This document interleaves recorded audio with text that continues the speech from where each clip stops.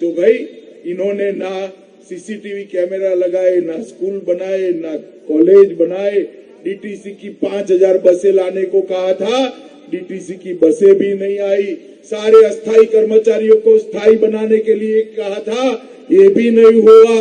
2 लाख लोग 8 लाख लोगों को नौकरी देंगे, ये भी नहीं हुआ। और मित्रों, उन्होंने कहा था यूरोप जैसी सड़कें बनाएंगे, यूरोप जैसी सड़क। मैं अभी तो 3 विधानसभा घूमकर आया हूं, गड्ढे में सड़क है या सड़क में गड्ढा है मालूम ही नहीं। उन्होंने कहा था नए नए फ्लाईओवर बनाएंगे, ये जमुना जी को स्वच्छ करेंगे। भाई जमुना जी स्वच्छ हुए क्या? यमुना जी स्वच्छ हुए? अरे केजरीवाल, स्वच्छता कैसी होनी है? आप अगर इलाहाबाद कुंभ में गए होते, प्रयागराज में, तो योगी जी और मोदी जी ने गंगा जो स्वच्छ करी है ना, तो गंगा जी में डुबकी लगाते तो मालूम करता। मित्रों, यमुना स्वच्छ करने की बात करने वाला मुख्यमंत्री आज आपको पानी में जहर जैसा पानी दे रहा है। पूरे भारत में गंदे से गंदा पानी पीने का अगर कोई एक राज्य में आता है तो ये मेरी दिल्ली में आता है। मित्रों, दिल्ली में आता है। इन्होंने कहा था कि हम सरकारी सुविधा नहीं लेंगे। मुख्यमंत्री बन गए, सबसे पहली फाइल साइन करी, अपने बंगले की साइन करी और चुपचाप बंगले में चले गए। उन्होंने कहा था सरकारी गाड़ी नहीं लेंगे, पूरे दिल्ली में सरकारी गाड़ी लेकर घूमे। भाई केजरीवाल, इस सब चीजों के आप जवाब तो दो।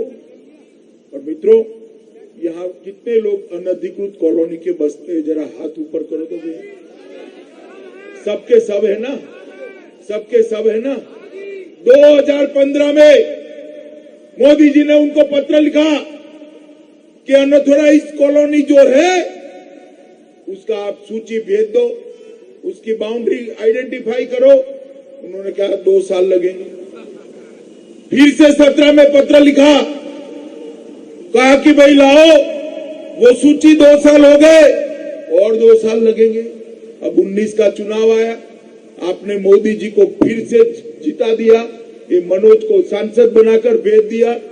और आज मैं आपको गर्व के साथ कहना चाहता हूं, इन्होंने तो रिकॉर्ड नहीं भेजा, सैटेलाइट से अनधिकृत कॉलोनियों को फोटोग्राफी कर मोदी जी ने सबको अपना अधिकार देने का काम किया।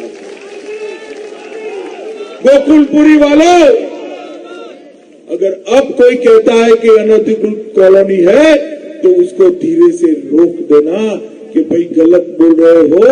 मोदी जी ने अनधिकृत कॉलोनी को अधिकृत बना दिया है। माताओं, भाइयों, बहनों, जब पहले हमारे कार्यकर्ता मिलते थे, उनको पूछते थे भैया ये अधिकार मिल जाए, ये मकान आपके नाम पर हो जाए, कितना रुपया भरोगे सरकार में? तो कहते थे 1 लाख तक भरने में हमें कोई आपत्ति नहीं। और मोदी जी ने 500 रुपये और 1000 रुपये में आपकी रजिस्ट्री कराने का ऑर्डर कर दिया है।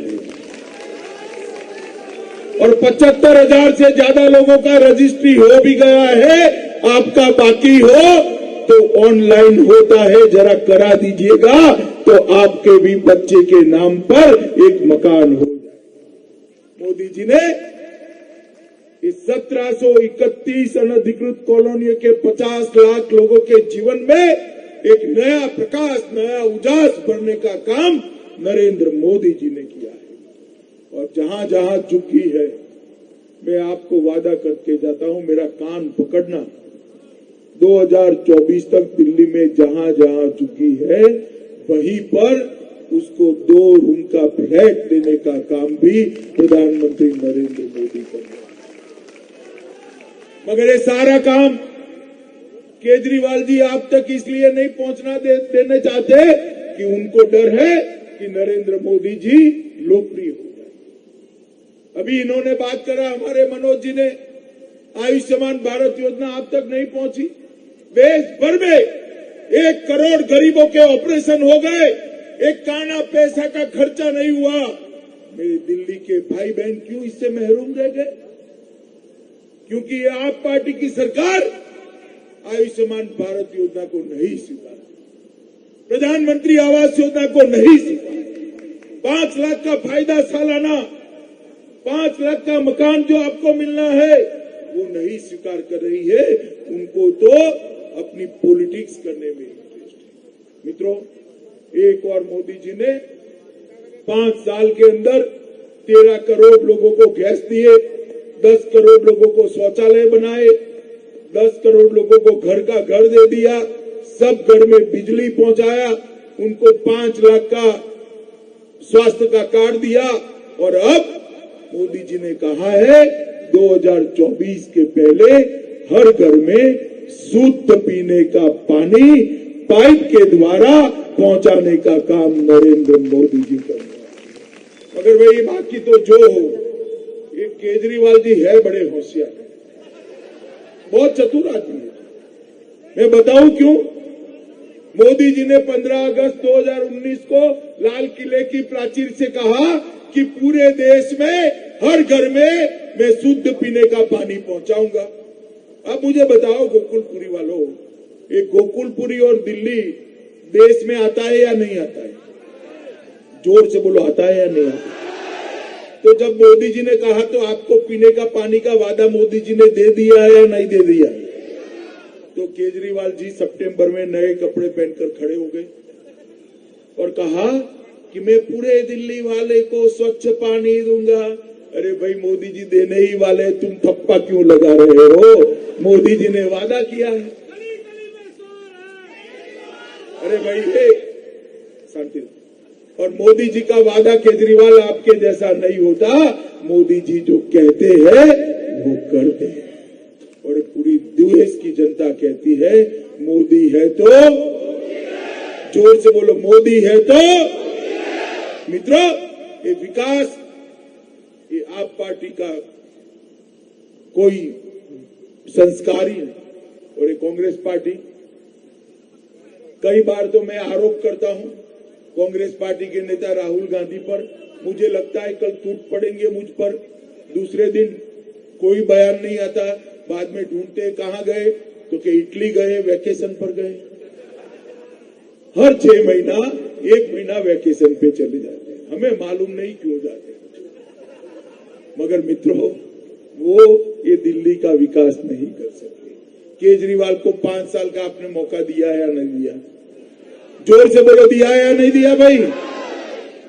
कांग्रेस को 15 साल का मौका दिया है या नहीं दिया? जोर से बोलो, दिया है या नहीं दिया? आपके रोड अच्छे बने हैं, आपका अनधिकृत कॉलोनी अधिकृत हुआ था, आपके घर में स्वच्छ पीने का पानी पहुंचा है, आपके बच्चों को नौकरी मिला है, नए अस्पताल बने हैं। तो 5 साल नरेंद्र मोदी को दे दो, हम विश्व की सबसे अच्छी राजधानी बना देंगे। मित्रों, विश्व की सबसे अच्छी। मोदी जी को 2014 में आपने जिताया, 2019 में जिताया और 303 सीट दे दी। और ये 303 सीट मिलने के बाद, दूसरी टर्म आने के बाद मोदी जी ने एक के बाद एक काम करना शुरू किया। मुझे बताओ माताओं, भाइयों, बहनों, देश भर के लोगों की इच्छा थी या नहीं थी कि अयोध्या में भव्य राम मंदिर बने? थी या नहीं थी? आप चाहते हो रहे या नहीं? 500 साल से ये देश के लोग चाहते थे कि जहां प्रभु श्री राम का मंदिर बनना चाहिए वो उसी जगह बनना चाहिए जहां प्रभु श्री राम का जन्म हुआ था। मगर Rahul Baba and company, Kejriwal and company road अटकाती, कोर्ट में केस आता था, अभी न चलाइए, थोड़े समय बाद चलाइए। कपिल सिब्बल खड़े हो जाते थे, क्यों भैया कपिल, तेरे पेट में क्या दर्द होता है बताओ जरा। ये दोबारा मोदी जी को प्रधानमंत्री बना दिया, केस की डेट आई, केस चलने लगा और 5 जजों ने कह दिया जहां प्रभु श्री राम जन्मे थे वहीं भव्य राम मंदिर का निर्माण। और मित्रों, मैं आज आपको कहकर आज जाता हूं, गोकुलपुरी वालों, मेरी बात ध्यान से सुनना। 4 ही महीने में आसमान को छूने वाले भव्य राम मंदिर का निर्माण शुरू हो जाएगा मित्रों, शुरू। भाई मुझे बताओ गोकुलपुरी वालों, 370 धारा हटनी चाहिए या नहीं हटनी चाहिए? जोर से बोलो, हटनी चाहिए या नहीं हटनी? एक कश्मीर देश का हिस्सा हो आप चाहते हैं या नहीं चाहते? ये कश्मीर हमारा है या नहीं? धारा 370 35A 70 साल से कश्मीर को भारत के साथ जुड़ाव को रोकती थी। किसी की हिम्मत नहीं थी धारा 370 को छूने की, क्योंकि उनको अपनी वोट बैंक नजर आती थी। उनके वोट नहीं मिलेंगे, उनकी वोट बैंक नजर आती थी, तो 370 हटाने को तैयार नहीं थे। हम भाजपा वाले हैं मित्रों, माताओं बहनों भाइयों, हम भाजपा वाले हैं। हम वोट बैंक की चिंता नहीं करते हैं, देश की चिंता करते हैं। और आपने मोदी जी को फिर से प्रधानमंत्री बना दिया, 303 सीट दे दी। 5 अगस्त 2019 को देश की संसद में मोदी जी ने हमेशा के लिए धारा 370 को संविधान से हटा दिया। अब मुझे एक बात बताओ, मुझे एक बात आप लोग बताओ, कश्मीर के अंदर तिरंगा फहरना चाहिए नहीं? आज तक 2 झंडे फहरते थे।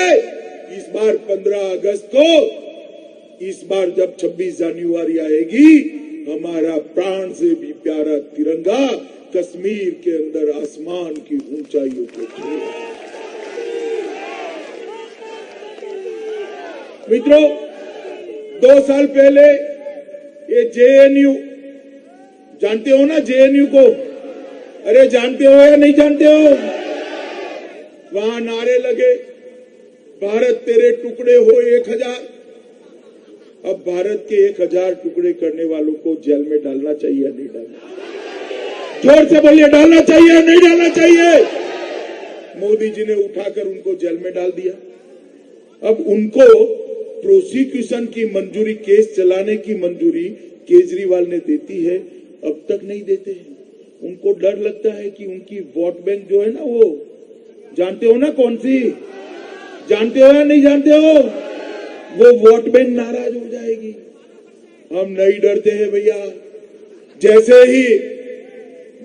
ही जेल में डाला, ये केजरीवाल और राहुल बाबा दोनों खड़े हो गए और कहा इनका वाणी स्वतंत्रता का अधिकार है। अरे भैया राहुल, मोदी जी की सरकार है, वाणी स्वतंत्रता का अधिकार ये गोकुलपुरी वालों को भी है, सबको है। और वाणी स्वतंत्रता का अधिकार का उपयोग कर हमें जितनी गालियां देनी है दे दो, हम कुछ नहीं करेंगे। फिर भी पेट न भरे तो मेरी पार्टी को गाली दे दो, हम कुछ नहीं करेंगे। मगर भारत माता के टुकड़े करने की बात करेंगे तो जेल की सलाखों के पीछे ही जाना पड़ेगा। मित्रों, ये लोग वोट बैंक की राजनीति करने के कारण देश के टुकड़े करने वालों के संरक्षक बन के खड़े, और उनको जवाब देना चाहिए देश की जनता को। मैं आज पूछना चाहता हूं, मोदी जी अभी CAA लेकर आए, सिटीजनशिप अमेंडमेंट एक्ट, नागरिकता संशोधन कानून। क्या है CAA के अंदर है पाकिस्तान, अफगानिस्तान और बांग्लादेश से जो हिंदू, सिख, बौद्ध, जैन, पारसी, ईसाई लोग आए हैं, जिनके साथ वहां अत्याचार हुआ, इनके नजर के सामने महिलाओं की इज्जत लूटी गई, सर काटे गए, उठवा लिया गया, निकाह पढ़ा लिया गया, धर्मांतर किया, हजारों धार्मिक स्थानों को तोड़ दिया गया। वो अपनी जान, अपने परिवार की महिलाओं की इज्जत, अपना धर्म बचाने के लिए भारत में आए। ये लाखों करोड़ों लोग 70 साल से यहाँ है। केजरीवाल कहते हैं ये पाकिस्तानी है। केजरीवाल, आपको मालूम नहीं है, विभाजन हुआ तब से 1/3 दिल्ली शरणार्थियों का बना हुआ है, शरणार्थियों का बना हुआ है। आपको इसमें पाकिस्तानी दिखते हैं, मुझको उसमें मेरे भाई, माँ और बहन दिखते हैं। मुझे बताओ माताओं, भाइयों, बहनों, ये जो अपने महिलाओं को बचाने के लिए, अपने परिवार को बचाने के लिए यहाँ शरण लिए हैं, उनको नागरिकता देनी चाहिए या नहीं देनी चाहिए? जोर से बताइए, केजरीवाल के कानों में हाथ आवाज पड़ी, देनी चाहिए नहीं देनी चाहिए?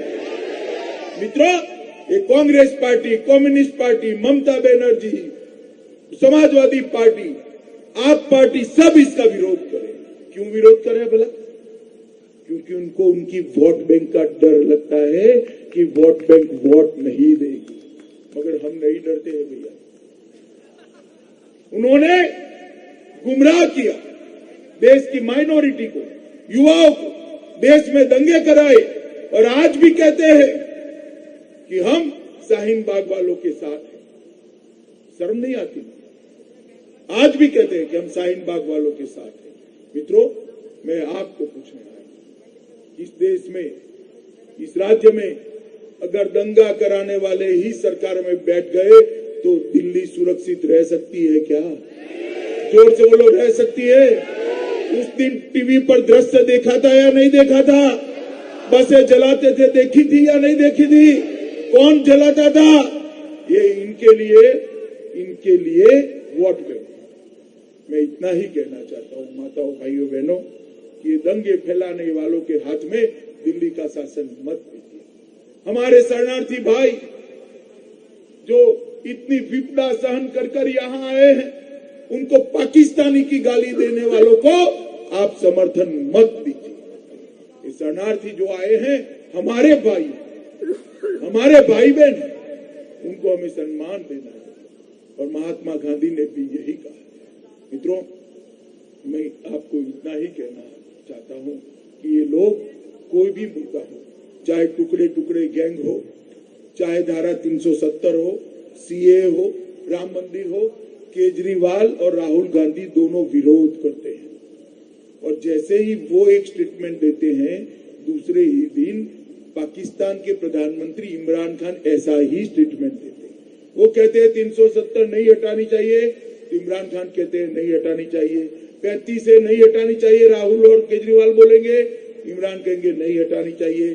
सीए नहीं करना चाहिए, तो दूसरे दिन इमरान कहेंगे सीए नहीं करना चाहिए। वो कहेंगे कि टुकड़े टुकड़े गैंग को भारत के टुकड़े करने का नारा लगाने दो, इमरान भी कहेंगे। मेरी तो समझ में ही नहीं आता कि इमरान खान, राहुल गांधी और केजरीवाल जी के बीच में संबंध क्या है। इन लोगों के स्टेटमेंट क्यों एक समान आते हैं?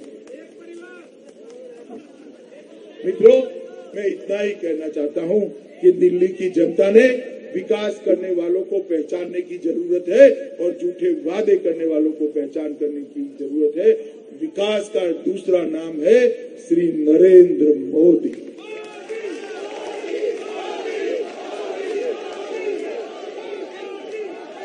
मोदी जी ने देश बदला है, पूरा देश बदला है।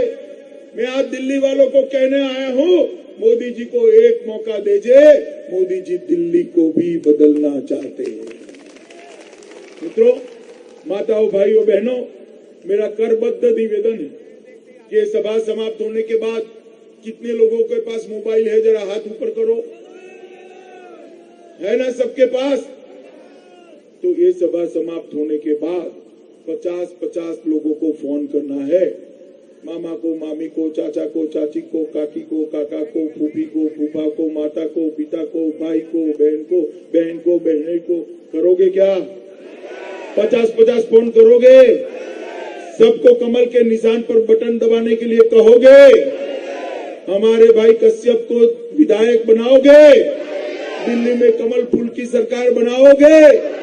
दिल्ली को सुरक्षित करोगे? मोदी जी के हाथ मजबूत करोगे? तो मेरे साथ